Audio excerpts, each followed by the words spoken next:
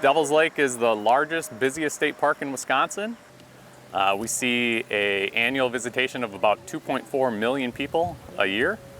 And with views like this, a 360-acre lake that's about 45 feet deep, this is what makes it so popular. The bluffs rise about 500 feet above the lake surface and have towering rock formations at the top that people come to see, including Devil's Doorway and Balance Rock up on top of the East Bluff. We're a 10,000-acre park, largest state park in Wisconsin. This is an ancient riverbed, and the lake itself was created by the glaciers. The glacier actually terminated on both the north and wrapped around to the south end, plugging the valley here, and that's what created the lake itself. And then when the glaciers receded, that melt water kind of emptied into here and drained back into the Wisconsin River, but that's how we have this lake that's created between these two big rock bluffs. We have a family campground with about just over 400 family campsites, and then we also have a group campground down on the South Shore. We have a lot of people that recreate by swimming, fishing, boating. It's all paddle sports here. It's electric trolling motors only, so people come here for the tranquility of the lake. No motors. Definitely one of the most distinctive geographical features in the area. The wonderful lake water is clear and swimmable. Wonderful physical activity, and the very pretty, picturesque, right, with the granite stones. You feel like you've earned the view when you get to the top.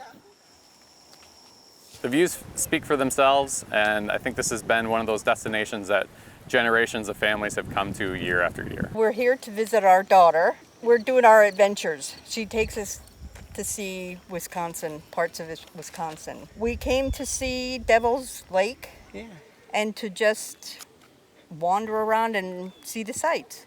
What I've seen so far, it's beautiful. Nice park, very and clean, well kept. We've always enjoyed the park for terrain and wonderful hiking around the lake. Yeah. Might get in a little swimming later on. We've got some guests visiting from out of the country, actually, from Germany. The park became popular even before the park came to exist. It was a destination for tourists. The railroad, when the railroad was put in, they would bring up people from Chicago. And the resort era in the 1800s, the late 1800s, really is what created the popularity of this place. And then with the start of the automobile and kind of the pullback of the railroad, that's when it became a state park, 1911. We're the third state park to join the state park system. And this year is our 125th anniversary of that state park system. Our oldest building, which is the Chateau, that building is 100 years old, and we had a celebration in June featuring that and also the celebration of the park system. We had music that night. They grilled out burgers, served beer, and just had an all-around good time for people to come out, have a cupcake, and celebrate both the Chateau and the park itself. Physical beauty is extraordinary. We're thrilled to be able to walk among these beautiful bluffs. We think it's marvelous to have the fantastic state park system, and we hope we make an investment in continuing to maintain it. Just this setting, this natural setting, is something to see, and if you're only here for a short bit, I'd highly recommend the Tumbled Rocks Trail.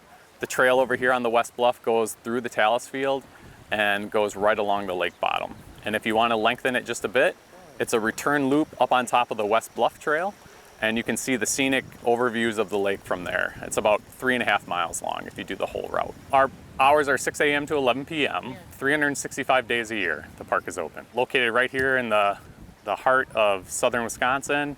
We're a travel destination from any place between Chicago and the Twin Cities. People can make a day trip here.